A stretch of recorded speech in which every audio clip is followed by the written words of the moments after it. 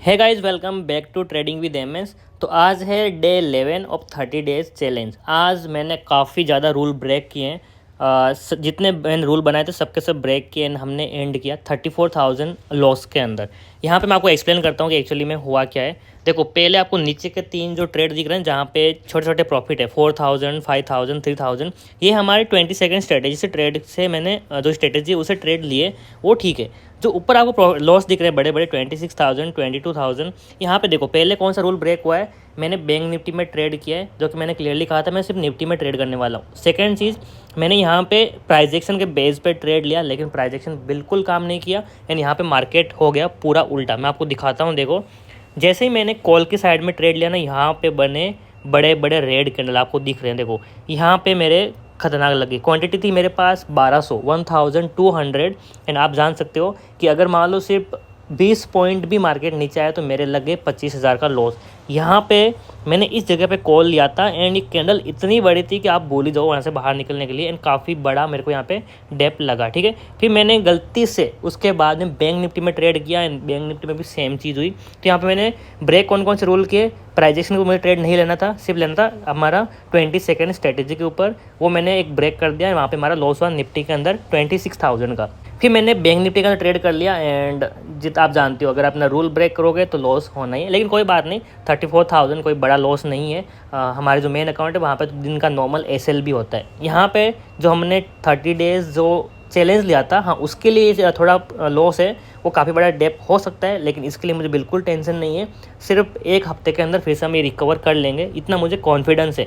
100% confidence है अपनी strategy के ऊपर। एक हफ्ते के अंदर इसको वापस रिकवर कर भी लेंगे। मैंने ये लॉस जो हुआ है आज का, इसको वेरीफाई भी कर दिया है, आपको मैं दिखा देता हूँ। ये देखो ट्विटर पे 34,000 मैंने इस लॉस को वेरीफाई कर दिया। अब मैं आपको लेके जाता हूँ सेंसिबल के अंदर एंड दिखाता हूँ कितने दिनों बाद हमारा आज लॉस हुआ है। ठीक है, तो यहाँ पे जाता हूँ मैं, जितने भी मैंने वेरीफाई किए हैं, एंड लास्ट जो लॉस है वो है 13 दिसंबर का, 13 तारीख दिसंबर के अंदर। उसके बाद 15 दिन एंड 2 दिन, 17 दिन दिसंबर के एंड 11 दिन जनवरी के, यानी कि लगभग 17, 27, 28, 28 दिन बाद में हमारा लॉस हुआ है एंड काफ़ी दिनों बाद में। लेकिन अब मुझे अपनी स्ट्रेटेजी पर पूरा विश्वास है। अगर डे का मैं 5,000 भी बना रहा हूँ तो एक हफ्ते के अंदर हमारा रिकवर हो जाएगा एंड इसका मुझे कोई टेंशन नहीं है। ठीक है, आज ना मार्केट बहुत ज़्यादा वॉलेटाइल था एंड लिटरली मैं आपको बोल रहा हूँ, अगर आपका भी प्राइजेक्शन की वजह से लॉस हुआ ना तो टेंशन ना लो, क्योंकि आज इस तरह से प्राइजेक्शन बन रहा था कि दिखाता है कि मार्केट ऊपर जाएगा लेकिन नीचे आ गया, दिखाता है कि नीचे जाएगा लेकिन ऊपर गया। आज इतनी खतरनाक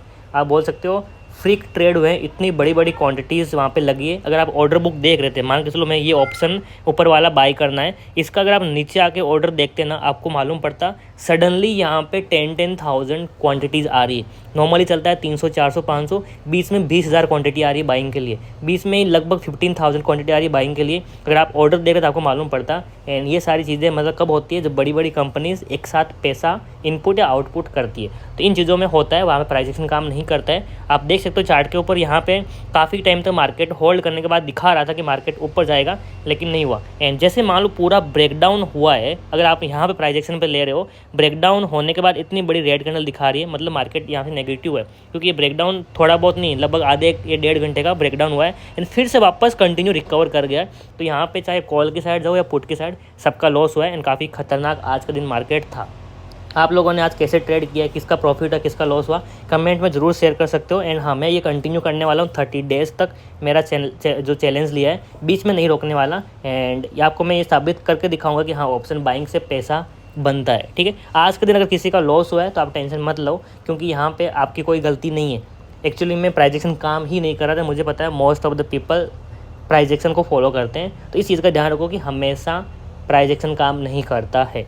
ठीक है, एंड जो ऐसी चीज़ें होती है ना, बुझ के मान लो आप कमेंट करते हो कि सर इतनी बड़ी क्वांटिटीज़ आ रही है, इन आउट हो रही है, इन चीज़ों से हम कैसे बचें, तो मेरे हिसाब से इसके बचने का कोई तरीका नहीं है, क्योंकि कब कौन सा बंदा कितनी बड़ी क्वांटिटी बाय करेगा, सेल करेगा, हम पहले पता नहीं कर सकते जब तक वो ऑर्डर में ना दिखे। यानी यहाँ पे ऑर्डर हमेशा लाइव चलता है, तो विद इन 1 सेकेंड 2 सेकेंड के अंदर आप देख के अपनी पोजीशन एग्जिट मार सकते हो तो मार लो, नहीं तो एग्जिट नहीं मार पाते हैं। नॉर्मली इंसान ऑर्डर बुक पे ध्यान नहीं देता, अपने पीएनएल पे ध्यान देता है या चार्ट पे ध्यान देता है, तो इन चीज़ों से हम नहीं बच सकते। हाँ, ऐसे हमेशा नहीं होता है, महीने में 1-2 बार होता है, तो ये चीज़ें भी हमें झेलनी पड़ती है। ठीक है, तो बस देख लो, आज हमने 34,000 ऑलमोस्ट मान लो 35,000 हमने माइनस में क्लोज किया एंड ये है I think 11th day of 30 days option buying challenge.